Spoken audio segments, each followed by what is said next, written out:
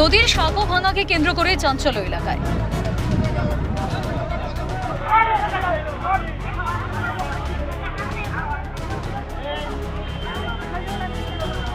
হেমতাবাদ বিধানসভা কেন্দ্রের অন্তর্গত রায়গঞ্জ ব্লকের জগদীশপুর গ্রাম পঞ্চায়েতের খাড়ি জগদীশপুর এলাকায় নাগর নদীর উপর সাঁকো ভেঙে দেওয়ার অভিযোগকে কেন্দ্র করে চাঞ্চল্য ছড়িয়েছে।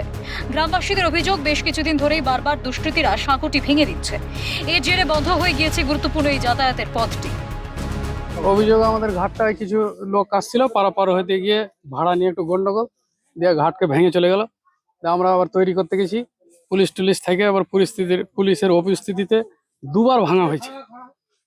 এইভাবে নষ্ট করে আমাদের বহুত লোক পারাপার রাস্তা আমাদের তো বন্ধ করে রেখে দিয়েছে। কতদিন ধরে এই সমস্যা চলছে? 5 মাস হয়ে গেল, কোনো সমাধান হয়নি? কোনো সমাধান হয়নি। থানা ঘুরে ঘুরে আমরা খাইতে গেলাম, করম দিকে থানা। আচ্ছা, কি বলছে? সমস্যা আছে, শুধু বাহানার কথা বলছে। আমরা বলছে যে লিখিত দিতে হবে জমিওয়ালার। আমরা জমি রেজিস্ট্রি করে রেকর্ড করে নিয়েছি, রেকর্ড করা হয়েছে। আমাদের ঘাটের ডাক আছে, হালালপুর পঞ্চায়েত থেকে আমরা ডাক করেছি। আমাদের ঘাটটি সাপটিয়া ঘাট, এই সাপটিয়া ঘাটটি চলাচল স্বাভাবিকভাবে চলছিল। হঠাৎ করণ দিকে থেকে একদল দুষ্কৃতী এসে ঘাটটিকে ভাঙচুর করে।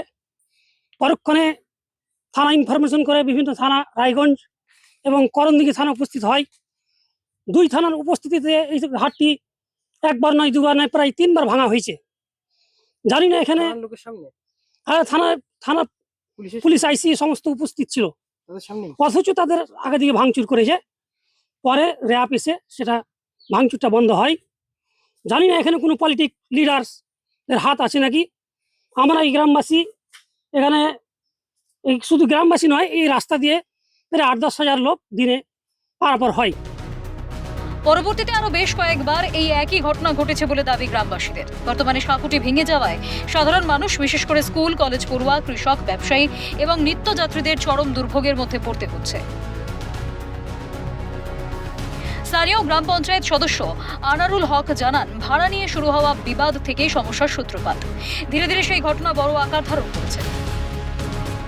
আসার পরে সমস্যাটা কিন্তু মিটে গেছিল। একদিন পরেই ওই যেদিন আমরা হঠাৎ করে দুপুর টাইমে শুনলাম যে ওরা কিছু লোকজন নিয়ে এসে ওরা ঘাটটাকে ভাঙতে আসছে। তো এখানে তো ঘাটের এরা নামে একজন আছে, কিন্তু পার্টনারে 3 জন আছে। ওরা 3 জন হলো মোহাম্মদ মুর্তুজ, আব্দুল মালেক, মানারুল হক। এই 3 জন ওরা পার্টনারে ঘাটটাতে আছে। ওরা এসে ঘাটটা দুপুর টাইমে ভেঙে দিল। সাঁকো ভাঙাকে কেন্দ্র করে চাঞ্চল্যের ঘটনায় হেমতাবাদের বিধায়ক হরিপদ বর্মন জানিয়েছেন, হেমতাবাদ বিধানসভা এলাকায় সমস্যা অনেকটাই মিটে গিয়েছে। করণদিঘির ক্ষেত্রে সামান্য সমস্যা রয়েছে, সেটিও দ্রুত মিটে যাবে বলে আশ্বাস দিয়েছেন তিনি। আপনি সাঁকোটার কথা বলছেন, এই দিক থেকে মানুষ ওই পারে যায়, ওই পারে মানুষ এই পারে আসে। আমার হেমতাবাদ বিধানসভার এই পাটটাতে কোনো রকম সমস্যা নাই। সেই সমস্যা যেটুকু ছিল সেটা সমাধান করে দেওয়া হয়েছে। এখন হচ্ছে ওই পারে, যেটা হচ্ছে করণদিঘি বিধানসভা এলাকায় যে রাস্তাটা রয়েছে, ওই রাস্তার একটু সমস্যা রয়েছে। ওই সমস্যাটা অনেকটাই সমাধান হয়ে গেছে।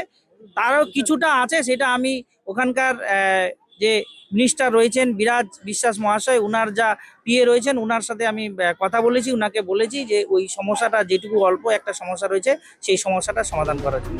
বর্তমানে গ্রামবাসীদের একটাই দাবি, দ্রুত সাঁকোটি মেরামত করে ফের যাতায়াতের উপযোগী করে তোলা হোক এবং বারবার সাঁকো ভাঙার ঘটনায় যারা জড়িত তাদের বিরুদ্ধে কড়া ব্যবস্থা নেওয়া হোক।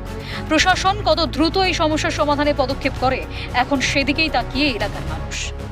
নন্দলাল সরকারের রিপোর্ট, ক্যালকাটা নিউজ।